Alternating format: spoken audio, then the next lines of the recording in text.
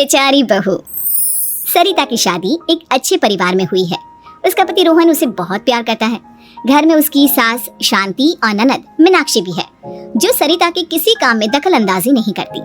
लेकिन फिर भी सरिता को ऐसा लगता है कि दुनिया की सबसे ज्यादा बेचारी बहू वही है और सबसे ज्यादा अत्याचार उसी पर हो रहा है। माँ जी, ये लीजिए आपकी चाय। अरे बहू, तूने इतनी ज्यादा चीनी क्यों डाल दी चाय में? हाय हाय माँ जी, मैंने तो उतनी ही मीठी बनाई है जितनी मीठी आपको पसंद है। माँ जी, आपको तो मेरे हाथ की चाय अच्छी ही नहीं लगती। जब देखो कुछ न कुछ कमी निकाल ही देती हो। अरे बहू, तो एक बात के पीछे ही पड़ जाती है। मैंने ऐसा कब कहा कि तू रोज चाय खराब बनाती है? सरिता अपने कमरे में चली जाती है और फोन उठाकर अपनी माँ से बात करती है। हेलो माँ, कैसी हो आप? क्या कर रही हो? मैं तो ठीक हूँ, पर तू बता, तेरा मूड कैसा है? तेरी आवाज से लग रहा है कि कुछ तो हुआ है तेरे ससुराल में। अरे क्या बताऊँ माँ, यहाँ तो हर समय मेरे साथ बहुत बुरा व्यवहार होता है। मैंने अपनी सास के लिए इतनी अच्छी चाय बनाई, लेकिन मेरी सास चाय पीते ही मुझे 4 बातें सुना दी। बेटी, तू इतनी छोटी छोटी बातों पर ध्यान ही क्यों देती हो? तुम्हारी सास ने कुछ बोल भी दिया तो क्या हो गया, वो बड़ी है ना तुझसे। माँ ने इतना समझाया, लेकिन इस बात का सरिता पर कोई असर नहीं हुआ। अपनी बेचारी बहू की छवि वो बदलना ही नहीं चाहती। अगली सुबह सब नाश्ते के टेबल पर बैठकर नाश्ता कर रहे थे। तभी सरिता ने अपने पति से कहा, सुनिए जी, मुझे ना आज बाजार से कुछ सामान लेकर आना है। आज आप ऑफिस से आने के बाद मुझे लेकर चलना ना। भाभी, मुझे भी कुछ किताबें खरीदनी है। आप दोनों जा ही रहे हो तो मेरी किताबें भी ले आना। लो, अभी तो बात ही की है बाजार जाने की, तो एक फरमाइश आ गई। माँ जी, आप भी बता दो कुछ, और हाँ, मोहल्ले वालों से भी बोल दो अगर वो कुछ मंगवाना चाहते हो तो। बेचारी मीनाक्षी अपना सा मुंह लेकर रह गई। ये सब देखकर रोहन से चुप नहीं रह गया और वो गुस्से में बोला, सरिता, क्या हो गया है तुम्हें? मीनाक्षी ने तो सिर्फ किताबों के लिए बोला है। तुम्हें मीनाक्षी से इस तरह से बात नहीं करनी चाहिए। माफी मांगो उससे अभी। क्या? मैं माफी मांगू? दिन भर आपके घर के काम करूं मैं, आपकी और आपके घर वालों की बातें सुनूं मैं, और अब माफी भी मैं मांगू? ऐसा कभी नहीं हो सकता। ये बोलकर सरिता वहां से चली जाती है। एक दिन उनकी पड़ोसन घर आती है। अरे सरिता, क्या कर रही है? और क्या करूंगी भाभी जी, बस घर का काम ही कर रही हूँ। आप बताओ कैसे आना हुआ? अरे मैं तो तुम्हारा हालचाल पूछने आई थी, लेकिन तुम तो बिजी लग रही हो। कोई बात नहीं, मैं बाद में आ जाऊंगी। और क्या करूं भाभी जी, जब से शादी होकर आई हूँ ना, बस काम ही कर रही हूँ। और इस घर में ना कोई मेरी कदर नहीं करता। पति है जो बस घर से ऑफिस, ऑफिस से घर। ननद को तो कॉलेज से फुर्सत नहीं। बची सास तो उनका सारा समय मेरी गलतियाँ निकालने में लग जाता है। अरे ये क्या कह रही हो सरिता? तुम्हारी सास तो पूरे मोहल्ले में तुम्हारी तारीफ करती फिरती है कि तुम बहुत अच्छी हो, पूरा घर तुम्ही ने संभाल रखा है। हाँ तो क्या हुआ, इसमें गलत क्या कहती है? सच्ची तो कहती है। मेरी मर्जी के बिना इस घर का पत्ता भी नहीं हिलता। शाम को जब रोहन घर आया तो उसने सबसे कहा, कल हम सबको मौसी जी के घर जाना है, उनकी बेटी की शादी है। सब अपनी अपनी पैकिंग कर लो, सुबह होते ही निकल जाएंगे। और सरिता, तुम कान खोलकर सुन लो, वहाँ जाकर किसी की बुराई भलाई शुरू मत कर देना, नहीं तो मुझसे बुरा कोई नहीं होगा।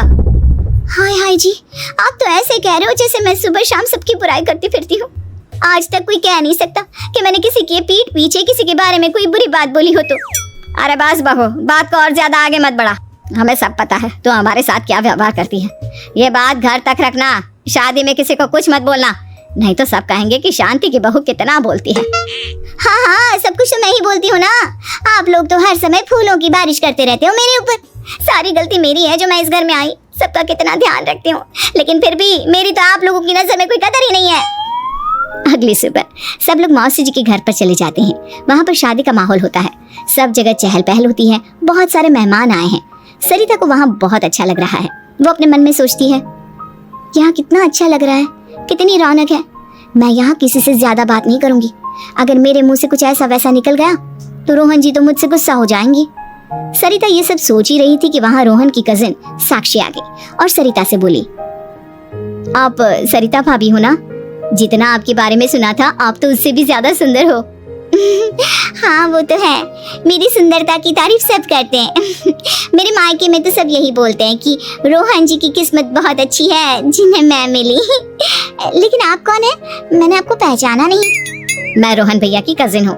आपकी शादी पर नहीं आ पाई थी ना, इसलिए आप मुझसे मिली नहीं कभी। शांति मौसी और मीनाक्षी आपकी बहुत तारीफ करते हैं। क्या कहा तुमने? मेरी तारीफ? कभी नहीं।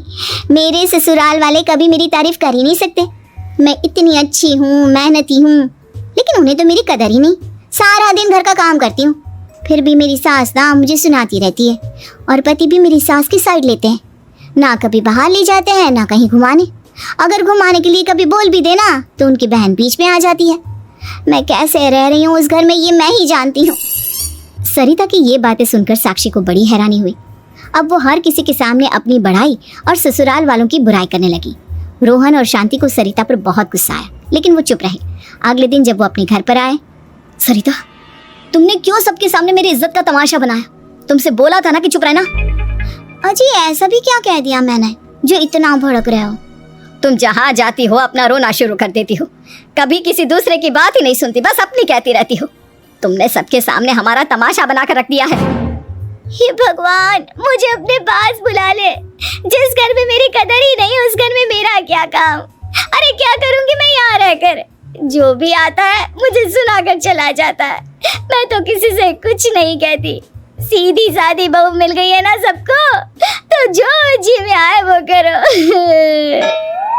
सरिता ने अपने आगे किसी को कुछ बोलने ही नहीं दिया, और उस दिन भी उसने सबके सामने खुद को बेचारी बना ही दिया। अगले दिन मीनाक्षी कॉलेज के लिए लेट हो रही थी, इसलिए वो हर काम जल्दी जल्दी कर रही थी। अपना नाश्ता लेने किचन में गई और पतीले में रखे गरम दूध को गिलास में डालने लगी। दूध का पतीला उसके हाथ से छूट गया और गरम गरम दूध उसके हाथ पर गिर गया। ओए माँ, हाय मेरा हाथ, माँ मेरा हाथ जल गया। मीनाक्षी की आवाज सुनकर सरिता दौड़ती हुई आई। ये क्या किया तुमने? तुम्हें नाश्ता चाहिए था तो मुझसे बोल देती, मैं क्या मना करती थी? अब पता नहीं कितने दिन की मुसीबत पाल ली तुमने। सरिता मीनाक्षी को उसके कमरे में ले गई और उसका बहुत ख्याल रखा। उसका इस तरह से ख्याल रखना शांति और रोहन को थोड़ा अजीब लगा। माँ, सरिता के दिमाग का भी कुछ पता नहीं। कल शादी में सबको इतना कुछ बोल कर आई है हमारे बारे में, और अब मीनाक्षी की कितनी अच्छी देखभाल कर रही है। ये ऐसा क्यों करती है? बेटा, तेरी बीवी की ना आदत हो गई है सबके सामने खुद को बेचारी दिखाने की, और आदत इतनी जल्दी नहीं बदलती। जब ये बोलना शुरू करती है तो रुकने का नाम ही नहीं लेती, इसलिए इसे पता ही नहीं चलता कि ये किसके सामने क्या बोली जा रही है। लेकिन दिल की बहुत अच्छी है। हमें भी अपना दिल बड़ा करके ये जैसी है इसे स्वीकार करना